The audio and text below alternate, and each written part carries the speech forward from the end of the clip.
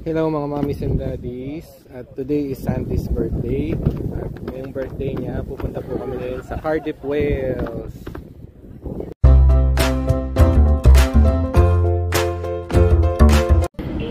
Dito na kami ulit ngayon sa London at papunta kami ngayon ng Paddington. Nag-tube lang tayo ulit kasi yung train natin papuntang Cardiff, Wales is dun sa Paddington tayo sasakay. At yung biyahe natin from Paddington dito sa London going to Cardiff, Wales is around 3 hours by train tayo ulit. Nakasakay na kami ng train going to Cardiff, Wales. Yan. At yung binigay sa aming seat lagi is yung may table kasi nga family.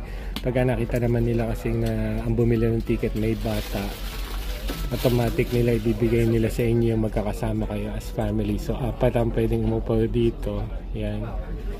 Dito si Santi, tapos dito ako sa may hallway. So yung biyahe natin medyo matagal-tagal, 3 hours din ulit. At hindi pa umaalis yung train. Yung train dito dapat di ka talaga malate kasi kahit segundo lang or 1 minute lang from the time na kailangan ng mag-depart ng train, alis talaga, may iwanan ka talaga.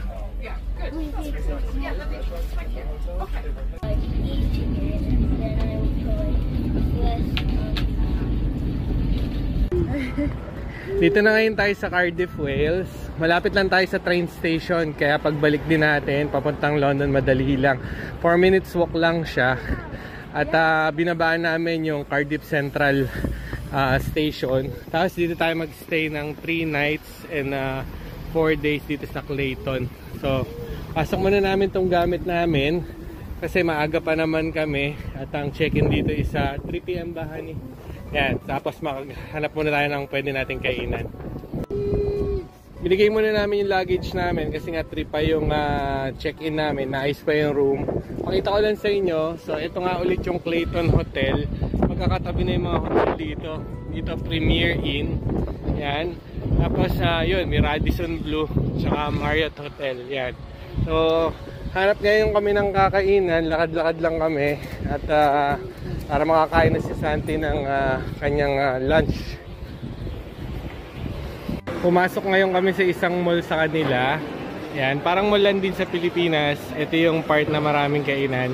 Tapos we'll be taking lunch ulit dito sa Pizza Express. Kasi gusto ni Santi ng pizza. Yes, good job. Very good.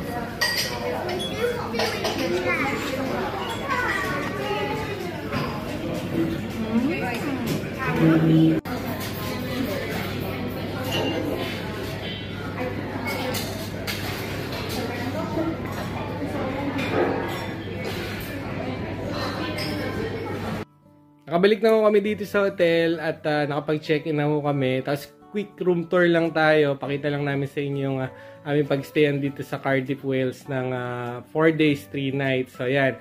So binuksan ko lang yung curtain para makita nyo din yung view. So city view tayo. Yan. At si Santi alam niya na pag nag-hotel nga kami, sa kanya yung double bed lagi yung dalawang kama lagi yung kinukuha namin. So dyan siya sa single bed. Tapos dito kami ni Mami kasi medyo malaki na si Santi at medyo malikot matulog. Pagka tatlo pa kami sa ganito, double bed lang to. Medyo masikip na rin, hindi ka rin makakatulog ng maayos. Yan. So yan, sanay na naman siya. Kahit sa bahay naman, doon na natutulog yan doon sa kabilang kwarto. So may kwarto na din talaga siya. Yan. Tapos dito tayo, punta muna tayo dito sa banyo. Pakita ko lang sa inyo yung banyo. So ito nga palang hotel is 4-star na sa kanila ito. 4-star hotel na to. So yan, may bathtub. So may bath and then shower. Minsan kasi yung mga hotel na napuntahan natin, di ba, shower lang. So sa kanila kasi tawag nila dito sa bathtub, bath talaga. Tapos dito, meron tayong lababo syempre. At dito yung ating toilet. Yan. So ito yung pinaglagyan namin ng damit. At ito, meron din kaming bathrobe. Tsaka slippers. So itong bathrobe and slippers, hindi pa siya included nung nag-book kami ng hotel. So pina-add-on lang namin to ni Mami para hindi na kami magdala ng bathrobe tsaka ng slippers. Yan. Tapos meron tayong malaking mirror din dito. Yan. And then may mirror, another mirror pa ulit dito. Yan, si Mami. Yan. Tapos ito pinakita ni Mami. Yan. Ito yung pinaka lagi namin inaano. May kape.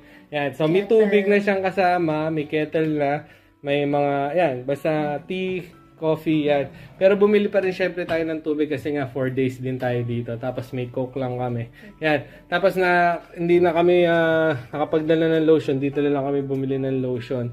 Tapos ito, pakita ko rin sa inyo. Tapos ito, pwede ka rin umorder sa kanila. Sa sandwiches, yung mga ganyan. Oops, hindi makita mami sa lakas ng ilaw. Yan. Ito, may mga list din sila. So, pwede nyo padala din dito yan. Kung order kayo.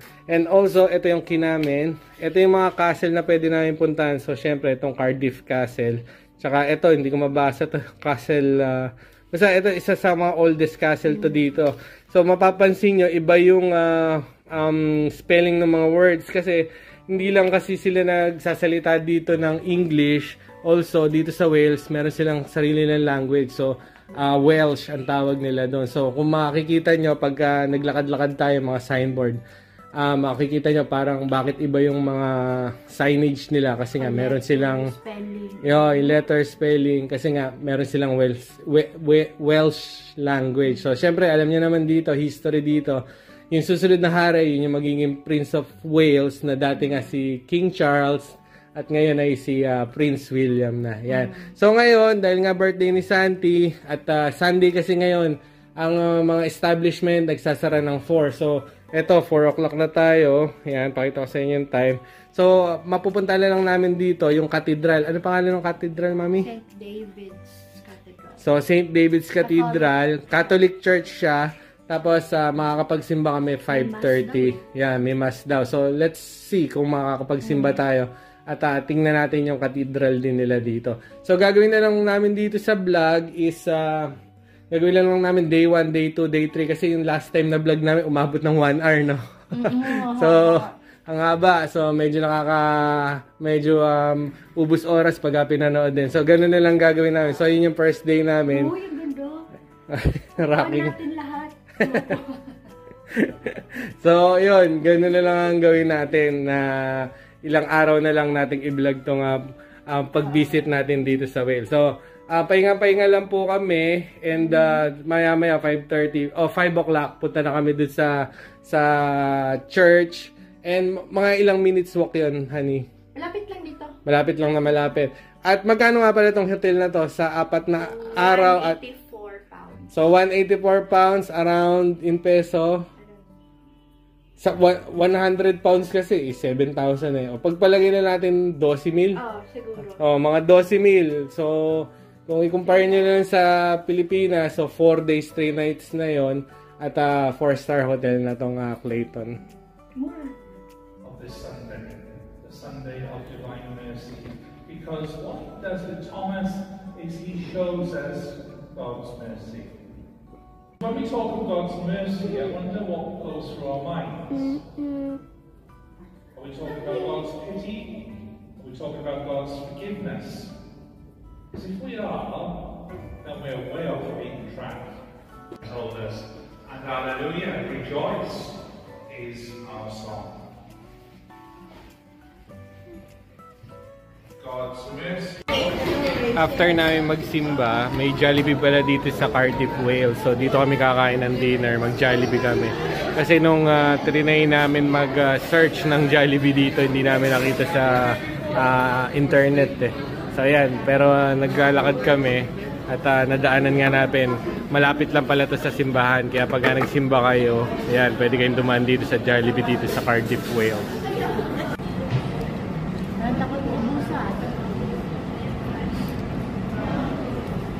Tingnan mo ninang niya, Hindi mo kaya kuha. After po namin kumain, tsaka nakapagsimba na po kami at yun naman po talaga yung pinaka dapat namin gawin ngayon talaga kasi nga birthday ni Santi para sa aming first day dito sa Cardiff, Wales. Yan. So bukas po mapunta kami naman ng mga castles at hopefully yung itinerary namin masunod namin. Yan, para at least makabisit tayo ng mga castles dito naman sa Cardiff, Wales. Si Santi yan, naantok na, naghihikab na. Ayaw niyang pasarado yung bintana kasi tumitingin-tingin siya doon. Gusto niyang panoorin yung mga sasakyan pa rin dumadaan. At nanonood kami ngayon TV. Yan. At hanggang matulog na lang yan si Santi. Diyan siya bali matutulog. Sanay na naman kasi siya na kahit doon sa bahay, natutulog siya doon sa kabilang kwarto. So, yan po yung first day namin. At yun nga, gagawin na lang natin na puputol-putulin ko na lang itong ating vlog na dito sa Cardiff para at least hindi masyadong mahaba yung maging vlog natin. Hindi katulad nung nag-vlog kami last time. Yung saan ba yun, honey? Yung matagal tayo. Sa Leeds ba yun or Birmingham? Ayun, yun yata yun. Basta nakagawa tayo ng isang 1 hour na video. Yan. So, thank you po sa panonood. What will you say, Santi? Please? Santi, what will you say? Yung magsalita na nanonood sa sakit sa baba. Salamat po sa panonood po ulit sa channel po ni Santi.